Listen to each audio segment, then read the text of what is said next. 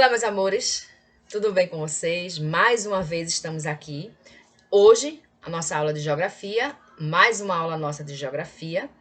Então, espero que vocês estejam aí com o material na mão e estejam prontos aí para nós iniciarmos nosso conteúdo. Hoje é o início da segunda unidade de geografia. Vamos lá me acompanhar na leitura do livro de vocês. O assunto de vocês se encontra na página 52 e tem por título Mudanças provocadas pelo crescimento das cidades. Acompanhem. O Brasil é um dos países mais populosos do mundo. Estatisticamente, a cada 20 segundos nasce um bebê. Para saber quantas pessoas existem em um país, deve acontecer um recenseamento, que é uma contagem oficial das pessoas que vivem em um lugar. O Instituto Brasileiro de Geografia e Estatística, que tem por sigla IBGE, é o órgão responsável por essa contagem, que é feita de 10 em 10 anos.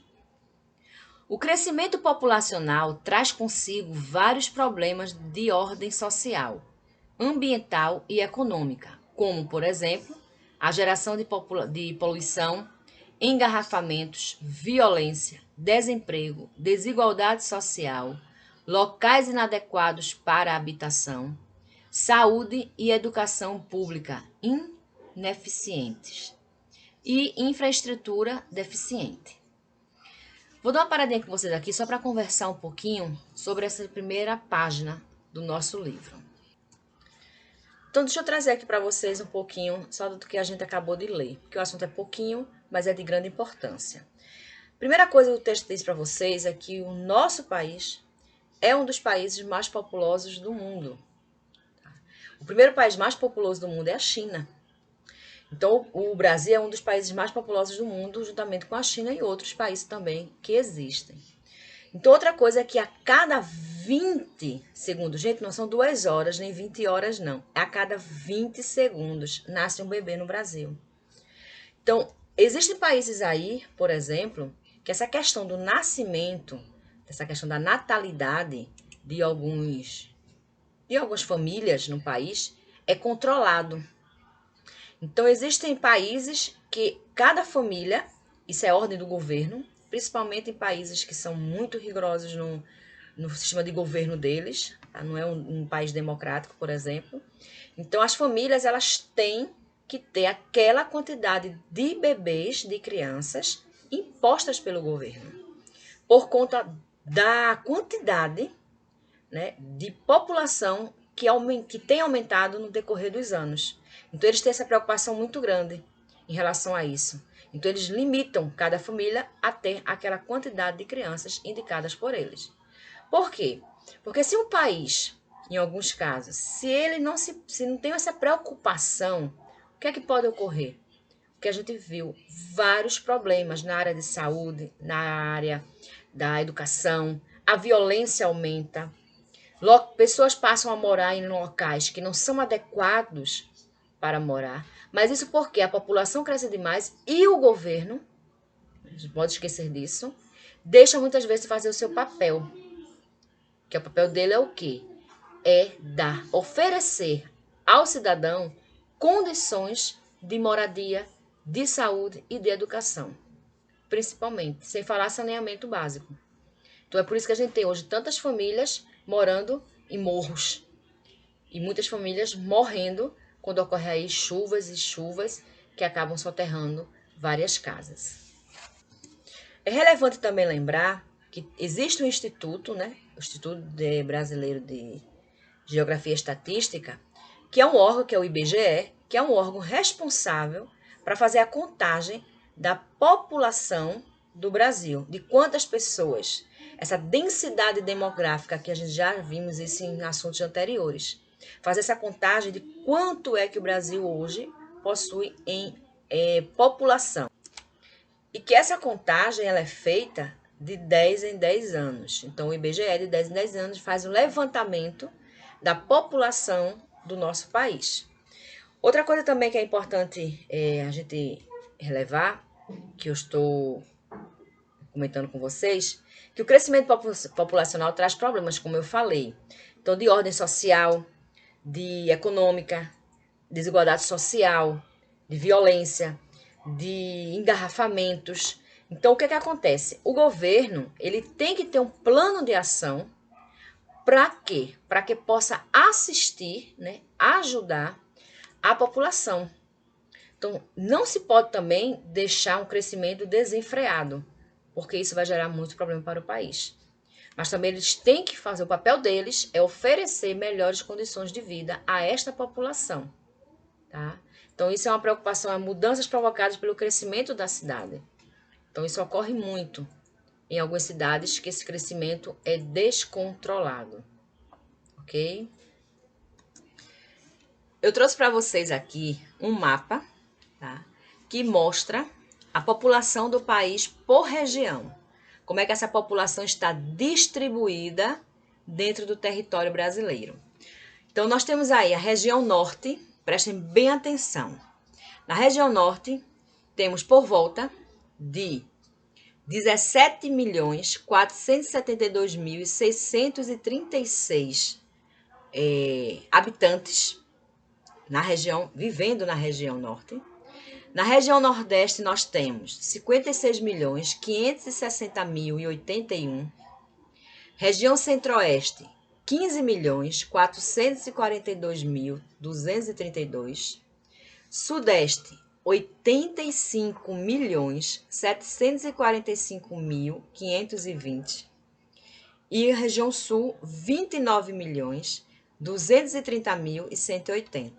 É interessante falar, né, e comentar, como nós já vimos, que apesar da região norte ser bastante extensa, e se nós observarmos a região centro-oeste também, ela é bastante extensa também, em relação até a região sudeste ou sul, mas elas têm uma quantidade menor de população, de pessoas vivendo e morando nessas regiões. Engraçado, né? O território é bem maior em relação, por exemplo, à região sul, mas são regiões com a população menor. Já a gente tem aí o Nordeste, que é a região que tem a maior quantidade de estados, e nós estamos com 56 milhões aproximadamente de população nessa região. Em relação a todas as regiões, o que a gente pode observar é a região Sudeste. A região Sudeste é uma região formada por 4 estados, tá certo? A região Nordeste, Minas Gerais, Espírito Santo, São Paulo e Rio de Janeiro, e tem a maior concentração de população, 85 milhões. Então, só a região Sudeste comporta, de toda a população do Brasil, 85.745.520 habitantes. Então, é um crescimento muito grande para uma região pequena. Então, isso é que vai acarretando, muitas vezes, as dificuldades sociais dentro dessas regiões. Ok, pessoal? Isso eu trouxe para vocês para informação aí. Voltando para a nossa leitura da página 54, que tem representação das cidades e dos espaços urbanos. Aí nós temos aí. É muito importante compreender que espaço urbano e cidade, apesar de serem comumente usados como sinônimos, preste atenção, podem significar elementos diferentes. O primeiro é constituído pela concentração de terras, que estão ligadas entre si no que diz respeito ao lazer, ao comércio e às áreas industriais e residencial. Isto é o que a gente está se referindo ao espaço urbano. Já a cidade é uma área com grande crescimento populacional que deve ou deveria ser estabelecida com base no direito de todos, isto é, no direito à cidade, no direito ao cidadão. O cidadão é um elemento que faz parte da cidade. Então, apesar de se relacionar essas duas palavras, todas as duas têm sentidos diferentes, têm conceitos diferentes para cada uma delas. Tá bom? Então, espaço urbano é a área, tá? Em que nós vamos onde vai estar concentrado o que aqui? No caso, as moradias, o comércio, as indústrias. Então, isso a gente se refere a espaço urbano. Já a cidade, como a gente está dizendo aí, então, o que que acontece? É uma área com grande crescimento populacional. Então, o que que a gente pode falar aí para ficar mais fácil para vocês? Espaço urbano, a gente está lidando com aquele espaço que é construído as casas, as indústrias, as lojas, os prédios, os edifícios. Isso é área urbana. E a cidade é o quê? É a população. É o crescimento dessa população. É a atuação do cidadão dentro desses espaços urbanos. Então, geralmente a cidade ela tem um crescimento populacional grande. Consequentemente, esses espaços urbanos também vão aumentar e vão crescer, andando junto a cidade, tanto a cidade quanto o espaço urbano. E aí, várias consequências vão se ter com esse crescimento populacional. Tá bom, gente? Para que vocês entendam aí essa diferença. Mas o nosso assunto foi só esse hoje. É um assunto bem objetivo, tá? Para que vocês entendam um pouco sobre essa questão do crescimento das cidades e dos centros urbanos dentro no caso do nosso país, né? E de uma forma também geral, mundial, tá? Hora da atividade. Vamos colocar em prática. O livro de geografia, ele gosta muito de trabalhar com vocês a questão de resposta pessoal, da opinião de vocês. E isso é importante para que vocês pensem. Então vamos lá. Qual é o maior problema da comunidade em que você mora? Então, na comunidade onde você mora, onde você está inserido, então, a sua família mora, todo aquele contexto aí, qual é o maior problema? Então, quando a gente fala de comunidade e de área, né, que se mora, residencial, então, o que é que a gente tem aí? Alguns dos elementos para que vocês entendam. A gente tem a questão da violência, a gente tem a questão do saneamento, a gente tem a questão das escolas, se tem facilidade, né, de acesso, transporte, segurança. Então, tudo isso são elementos que estão inseridos dentro de uma comunidade e que devem ser oferecidos pelo governo. Mas a pergunta é, qual é o maior problema da comunidade em que você mora? Desses elementos aqui que eu citei. Qual é o que traz mais problemas dentro da sua comunidade? Vejam aí, conversem em casa, conversem com a família de vocês e cheguem à conclusão a que problemas são esses. Como esses problemas podem ser resolvidos? Aí é uma opinião sua. Aí eu lhe pergunto, se você fosse um prefeito ou um vereador, por exemplo, que solução você gostaria de dar para essa situação? Tá? Para saber quantas pessoas existem em um país, deve ser feito um recenseamento. Explique com suas palavras como ele é feito. Então, como é? Dê uma pesquisada, se vocês na hora não lembrarem. Dê uma pesquisada de como é feito o recenseamento, como é que é feito essa coletagem de população para saber quantas pessoas vivem no país ou em determinada região. Deem uma olhada. Quarto quesito, liste alguns problemas que são consequência do crescimento populacional. Aí a gente tem lá no texto isso. Tá? Consequências que são geradas pelo crescimento populacional. E olha, quinto ano, leiam o texto, tá certo?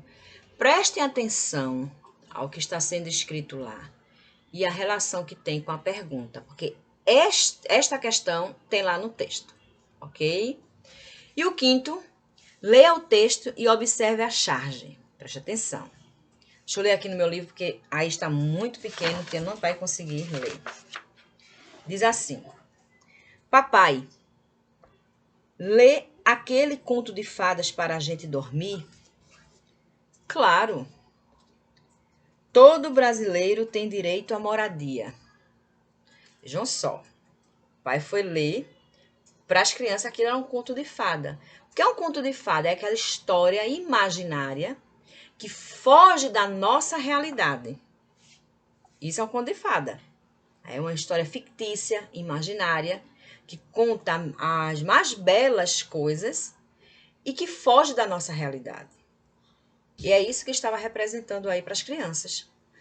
isso para eles, ter um direito a uma moradia, é algo que está longe da realidade deles, porque eles não têm isso.